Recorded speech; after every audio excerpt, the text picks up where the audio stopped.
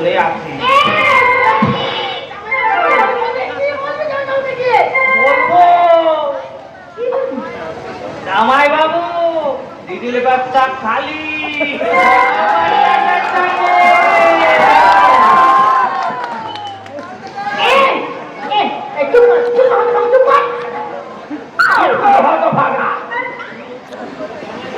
জামাই বাবু কোথায় জানলে কি করবে জানিস? জানি, দিদির চুল মুঠোতে ধরে দুল দুল বলে ফেলে তাকে বাইর করে দিবে।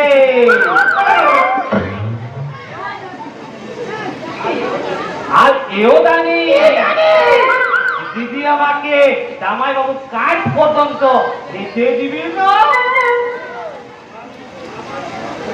তার আগে আমার মুখটা বন্ধ করে দিবে। ফাইনালে দিদি, তুমি তুমি তোমার ছেলেকে যতই বোকা মনে করে না, এটা দেখছি এটা পাঁচটা শয়তান।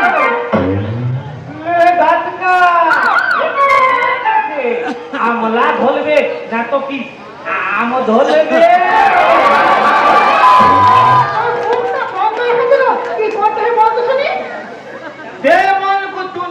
আমাকে একটু বলো মোবাইল ফোন কিনে দিতে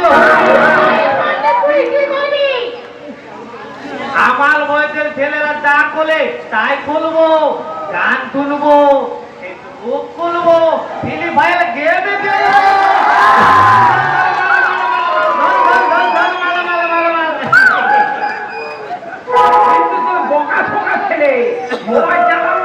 কেমন করে মোবাইল শিখতে হয়নি বাবা, শিখিয়ে দেয়। দিদি মোবাইল কিনে দিবি কি না? ও তো ফের মোবাইল কিনে দেবে না। দেবে না? দেবে না? তাহলে আমি যাই জামা বাবুর কাছে।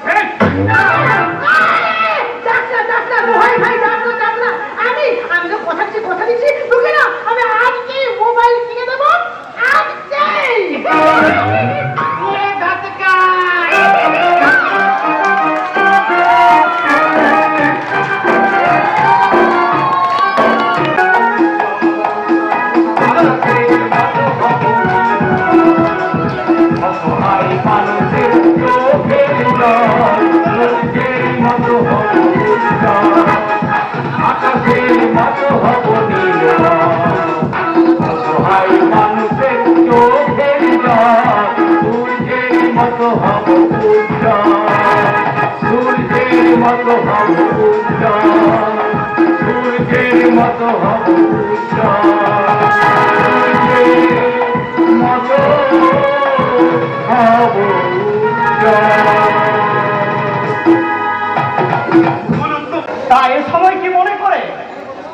আমি আমার দিদির বাড়ি রাখবো, তাতে সময় আর অসময় কি? তুমি কি চাও না আমি বাড়িতে আসি? আমি দিদিকে গিয়ে বলছি দিদিলে আর আমি তোর বাড়ি আসবো না, জামাই বাবু আমাকে তোমরা করছে। কি মুশকিল? আমি আপনাকে কখন বকলাম? এইসব কথা শুনলে তোমার দিদি আমার সাথে অশান্তি করবে। আমার দিদি অশান্তি করবে? দিদিলে জামাই বাবু তোর নামে বদনাম করছে। চুপ করো। এইসব বাড়িতে আসা যাওয়া নিয়ে আমার কোনো আপত্তি নাই। আমি শুধু জানতে চাইলাম এই সময় তুমি কি মনে করে এসেছো? তোমার কি কোনো বিশেষ দরকার আছে? আছে রে, দরকার আছে। না থাকলে কি আমি পালায় আমি মুখ দেখাতে পারি না। রাস্তায় বেরোলে বন্ধু বান্ধবরা আমাকে চিৎকালি করে বলে তোর জামাই বাবু এত মোটা মাইনেল চাকরি করে, আর তুই কি না তো তোরটা জামা প্যান্ট বলিস, দামি দামি জামা প্যান্ট বলতে পারিস না? দামি দামি জামা প্যান্ট? তবে আমি ওদেরকে ভেদ বলে বলে দিয়েছি। আমার জামাই বাবু নাকি টাকার লোক, সে একটা মস্ত বলো পিতা বললে সে আমাকে ফোনে 5,000 টাকার জামা প্যান্ট কিনে দিতে পারলে।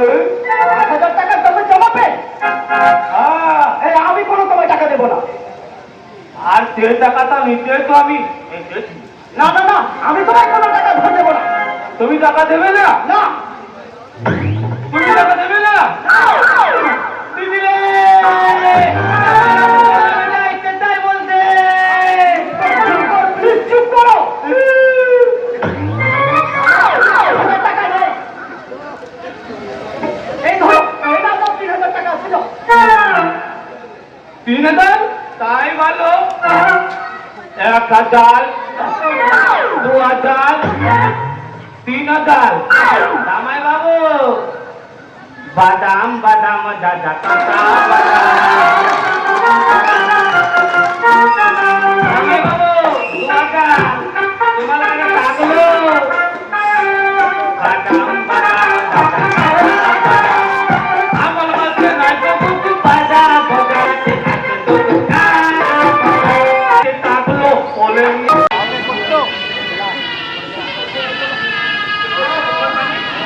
হ্যাঁ, সবার কাছে তো বলে বেড়াচ্ছ কাকনকে লুকি তুমি নিজের মেয়ের মতো ভালোবাসো, আর সেই কাকনকে কোথায় বিক্রি দিয়ে দিয়েছো? পাত্র কেমন নিজে গিয়ে দেখে এসেছিলে? হ্যাঁ না, সব কিছু না জেনে শুনে তারা হুড়ো করে কাকনের বিয়েটা ছেড়ে ফেললে? হ্যাঁ না না, আমার আমার ভুল হয়েছে। ওই ঘটকের কথা বিশ্বাস করে আমি কাপনের বিয়েটা। আর তারাহুড়োর কথা বলছিস? কাকন আর রাহুলের সম্পর্কটা জানাজানি হয়ে গেলে বরপক্ষ যদি বিয়েটা ভেঙে দেয়, সেই ভয়ে আমরা তাড়াতাড়ি করে বিয়েটা সেরে ফেলেছিলাম। মিথ্যে কথা, একদম মিথ্যে কথা।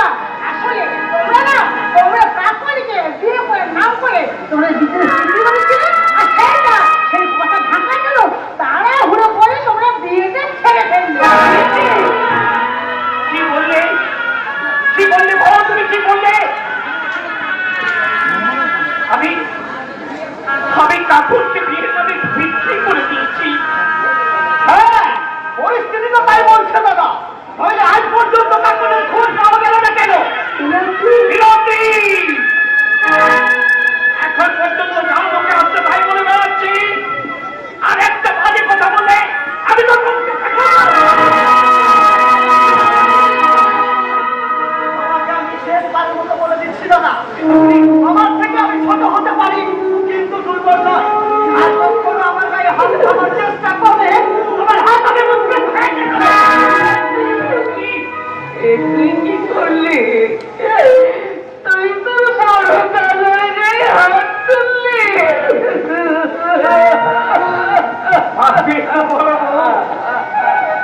আজকে আমার লীলাদ্রি অনেক শক্ত হয়ে উঠেছে বড় বউ।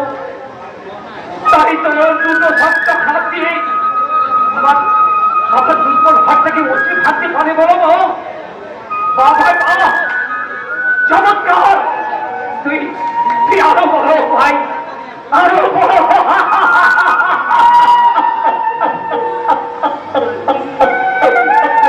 মনে পড়ে সেই ছোটবেলায় গাছ থেকে পড়ে গিয়ে তোর হাত ভেঙে গিয়েছিল, তবে কষ্ট দেখে তোর দাদা তোর কচি হাত দুটোকে বুকের মধ্যে জড়িয়ে ধরে কি কান্নায় কেঁদেছিল।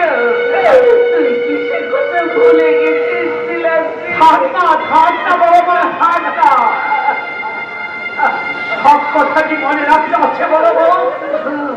তাহলে মিথ্যে স্বার্থপর শব্দগুলো যে মিথ্যে হয়ে যাবে বড় বউ। কি বলে? লীলাদ্রি,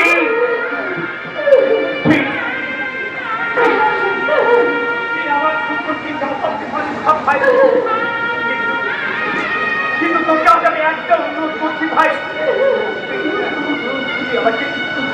আমাকে 5 লাখ টাকা ছাড়িয়ে আমি তোকে সুদ হবে শোধ করে নেবো ভাই। আমি